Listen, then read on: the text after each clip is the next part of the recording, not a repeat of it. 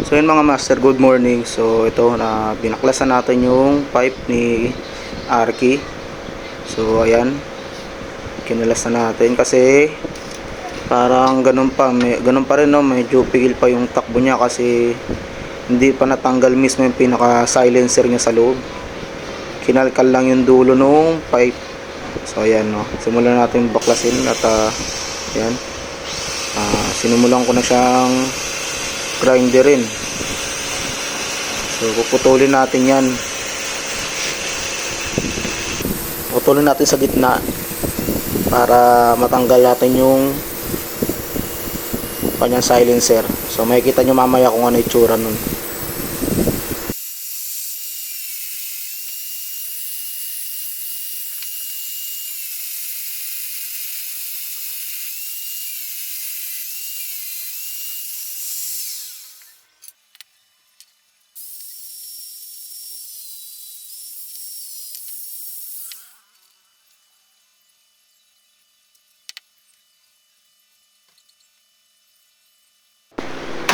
So ito yung ano, no, naputol na natin.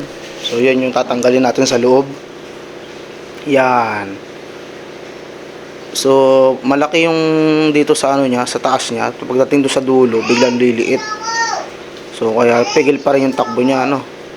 Hindi pa rin maibuga ng maayos yung palabas na impact. So ayan, no. So tatanggalin na natin yan ngayon, mga master. So ayan, sinimulan ko na siyang pukpukin para matanggal natin yung dulo na yan. Ayan siya, lumalabas na ng konti-konti. Pero syempre hindi kagad matatanggal yan kasi parang may nakakapit pa yata sa loob. So yan, ginrinder ko siya ulit. Ayan, so yan na, sabi na nga ba't may nakakapit pa sa loob. So yan, tatanggalin natin yan. Yan yung sinasabi ko na biglang niliit sa dulo, kaya hindi mailabas ng gusto yung compression niya. So ayan, tinanggal na natin. So ayan yung sinasabi ko. Yan, di ba bigla siyang lumiit sa dulo. So natanggal na natin yan. So ang gagawin naman natin is ibabalik na natin yung mga kinalas natin mamaya. So ayan yung makikita yung sa loob. So diretso na siya, no, wala nang harang. Pero syempre yung stock na elbow pa rin yung gagamitin natin dyan.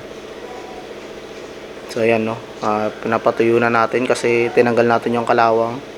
So ayan, no, shoutout sa mga nakadikit na sticker dyan sa gate namin. So ayan, sila master. So ayan, shoutout sa Yolak, kay Master Chikoski, kay Boski, at sa iba pa. So ayan yung kinalas natin, no. Babalik natin yan mamaya. Ipapabalik pala. Yan yung dulo niya. So nakikita nyo, di ba may silencer pa. Yan, pigil na pigil pa siya dyan kasi maliit yung butas sa dulo. Ito papunta ng exhaust. Kaya pala para pag bumibirit ako, parang tunog chicken pipe, hindi siya tunog basi. Yan, mangyayari niyang ganito. Yan, so ganyan yung ginawa ko sa kanya. Ganyan. Then ito na. May marking naman to. Kaya hindi siya maliligaw. Yan. Tapos yun na, yung dulo na ng pipe na yan. Di maluwag-luwag na yung hingahan niya. Hindi siya restricted katulad dito dati na nakaganto.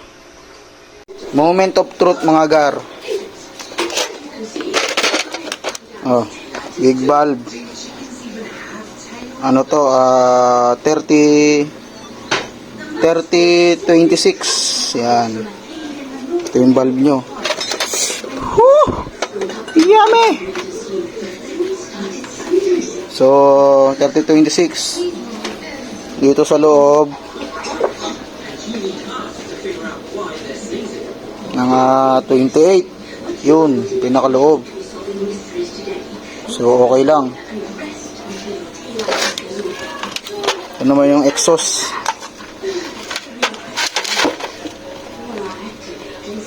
So dito, doon sa loob,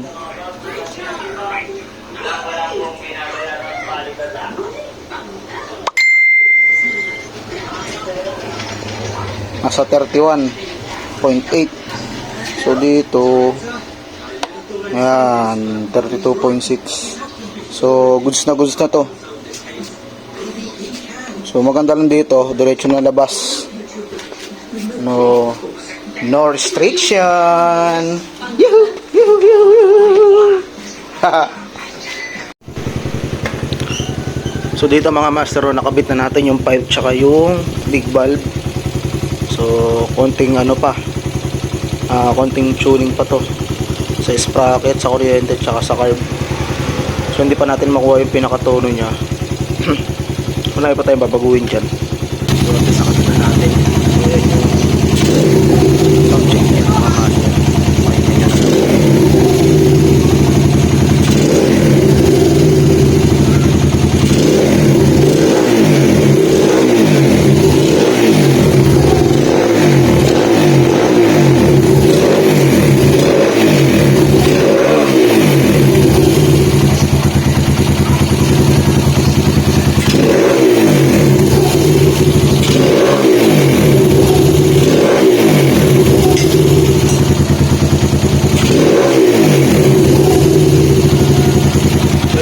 No, hanggang dito na lang yung video natin. So sana nag-enjoy kayo sa panonood. So maraming salamat sa inyo mga master. Thank you and God bless. Goodbye.